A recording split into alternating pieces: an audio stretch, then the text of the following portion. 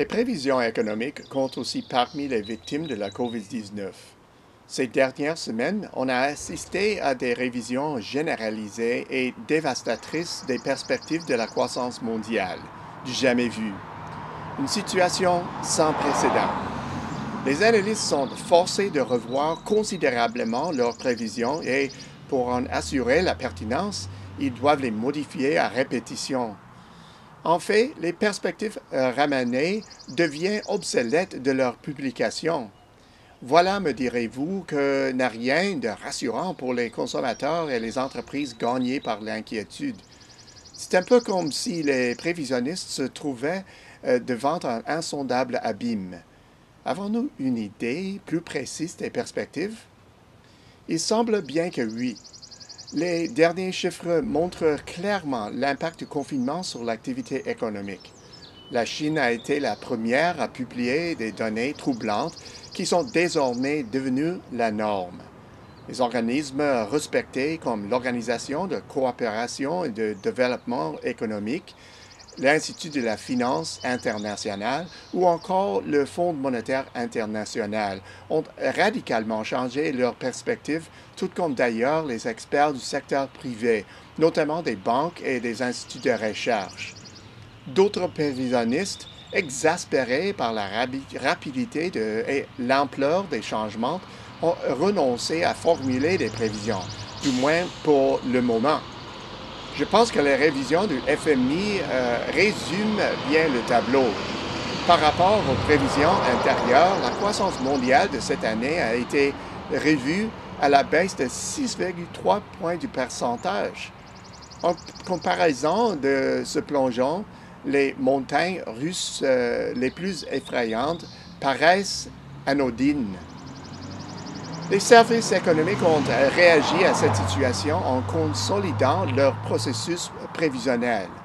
À vrai dire, nous sommes en mode prévision en permanence, et ce jusqu'à nouvel ordre.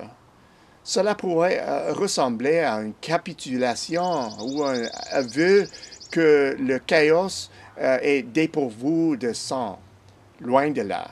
À vrai dire, il y a au moins 3 bonnes raisons pour maintenir ce processus épisodique. La première, c'est que les indicateurs viennent tout juste de s'allumer. Il est facile de prédire l'orientation d'une tendance, mais l'ampleur du changement est si extrême que la précision nécessite des ajustements immédiats. Deuxième raison, pratiquement chaque jour, quelque part sur la planète, des annonces chocs sont faites en matière de politique. Pour être au fait de ces nouvelles mesures, il faut adapter à la même cadence notre capacité de surveiller et de revoir les prévisions. Enfin, troisième raison, le coronavirus nous amène en territoire inconnu et nous met dans l'expectative quotidienne d'une double annonce. L'aplatissement de la courbe d'infection et la mise en place de politiques de retour au travail. Définir avec précision des stratégies de sortie de crise et les conséquences économiques demandent une vigilance de tous les instants. De ce fait, les prévisions qui ne suivent pas le rythme n'ont aucune valeur.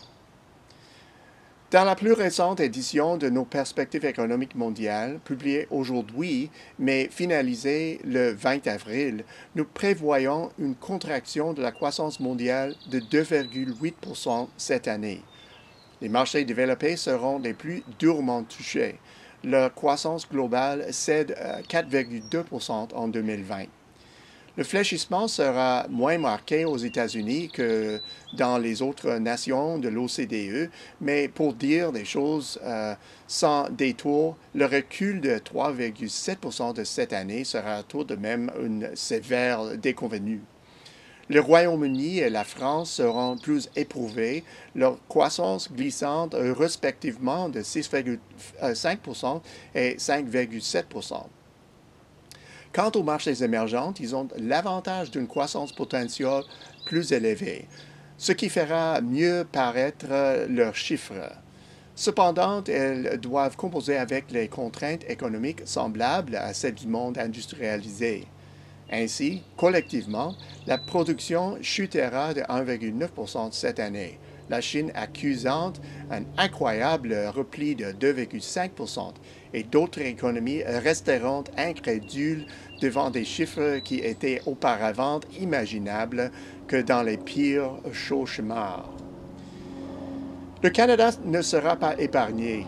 En fait, nous sommes entrés dans la crise de la COVID-19 avec de piètres fondamentaux.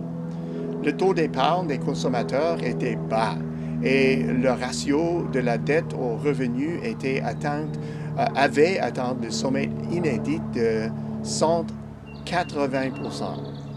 Ce contexte a aidé à financer la formation d'une bulle dans le secteur immobilier à l'échelle du pays. Par ailleurs, l'investissement et le commerce s'essoufflaient en raison de l'incertitude entourant les relations commerciales nord-américaines, le différend commercial entre les États-Unis et la Chine et le Brexit.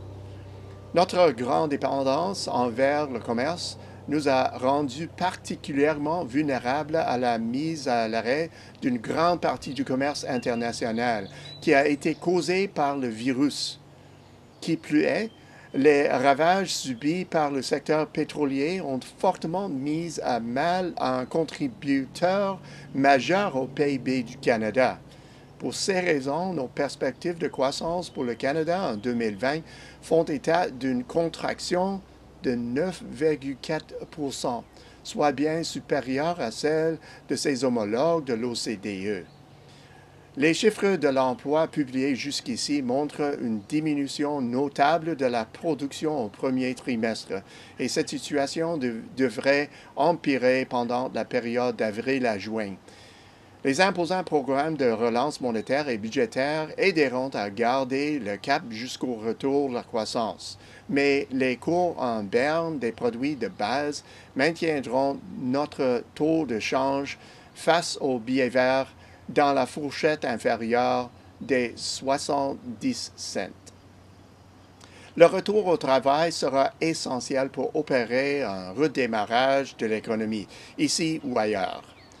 À ce stade-ci, on peut s'attendre à ce que les chiffres soient nettement plus positifs. Cette amélioration, qui est attendue au cours de la seconde moitié de l'année, ne suffira pas à effacer la performance décevante de l'économie.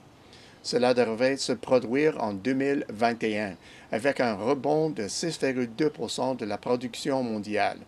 C'est là un taux impressionnant, mais pour le réaliser, il reste beaucoup de chemin à parcourir. Au bout du compte, les épisodes comme ceux de la COVID-19 ne durent qu'un temps. L'espoir d'une fin de la crise et d'une relance de l'activité, voilà sur quoi nous devons nous concentrer. C'est comme si nous étions en temps de guerre. Le présent est une épreuve qui mobilise toute notre énergie et qui exige de nous la conviction que nous sortirons victorieux de cette épreuve.